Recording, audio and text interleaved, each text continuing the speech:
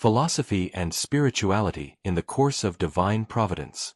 The Search for the Reality of the Unseen World. 8. Stoicism and the Culmination of Judaism. Abdel-Moumin, Ibrahim, Ahmed. The question of the immortality of the soul has occupied philosophers and thinkers throughout the ages, until it came to be regarded not merely as a matter of faith, but also as a philosophical and existential question. From this perspective, our approach to the study of the spirit rests on two complementary foundations: faith and evidence. Modern spiritual science cannot be established on firm foundations unless it brings revelation and reason, spiritual experience and scientific inquiry, into dialogue with one another.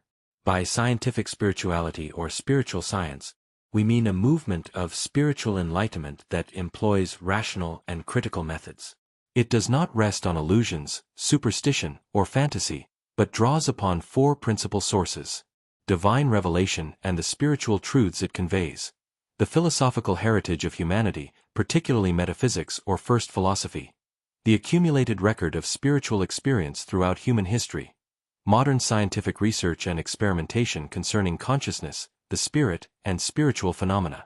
It is important to emphasize that this approach does not belong to Theosophy, although we may draw upon some of its ideas that appear to us to be closer to the truth. We do so without adopting its entire intellectual framework. Divine Providence and the Making of Civilizations. Researchers into the course of divine providence have observed that the inner workings of the divine project have often been accompanied by corresponding developments in the outward realms of civilization, culture, philosophy, and even politics. Human activities appear to be interconnected, and many of them are directly or indirectly related to the providential plan for the development of human consciousness throughout history. Ancient Egyptian civilization emerged as the historical environment that nurtured the formation of Hebrew culture, before the ancient Israelites eventually left Egypt after the completion of that preparatory stage.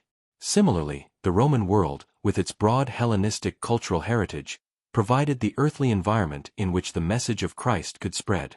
We may also observe a providential significance in the transfer of the capital of the Roman Empire eastward, from Rome to Constantinople, ancient Byzantium, which, in this perspective, formed part of the preparation for the emergence of Islam. This is a phenomenon to which I intend to devote a separate article, God willing. Islam emerged within a geographical and civilizational triangle formed by Zoroastrian Persia, Christian Byzantium, and Christian Ethiopia. The broader picture becomes even more compelling when we recognize that Western civilization, which spread across the world through modernity, science, and globalization, may likewise be understood as preparing the ground for a profound spiritual revolution, one commensurate with the extraordinary transformations brought about by modern civilization. From the perspective of the Abrahamic sacred texts, this revolution will be associated with the project of the returning Christ, since the age in which we live can be understood as one of the manifestations of the last days and the resurrection. Stoicism, the bridge between the Hebrew and Hellenic worlds.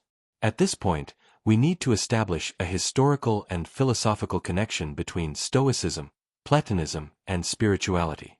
History suggests not so much a direct transition from one school of thought to another as a gradual development in humanity's understanding of the spirit and of the moral and cosmic order.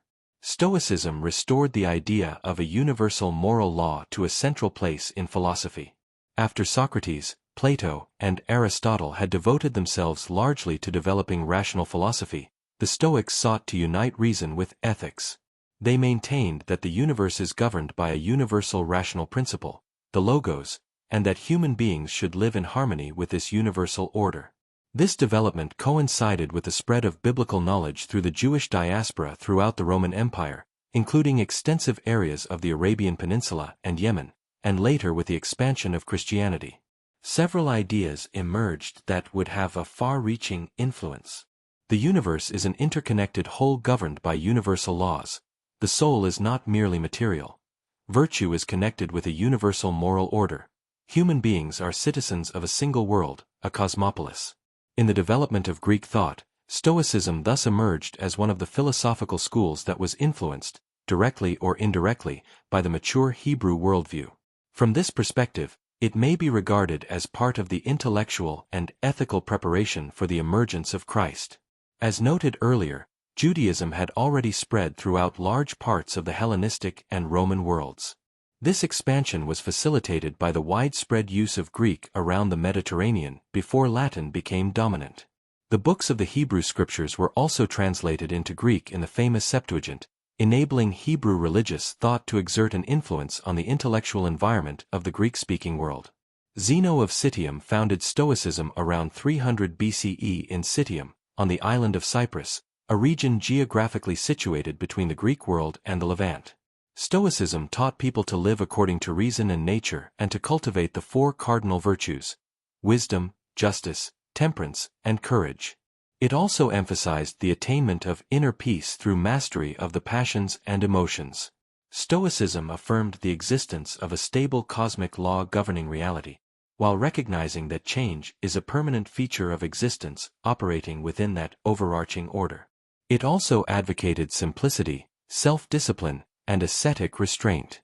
In this sense, Zeno appears to have sought, whether consciously or through the broader cultural currents of his time, to bring together aspects of Hebrew spirituality and Hellenic rationality.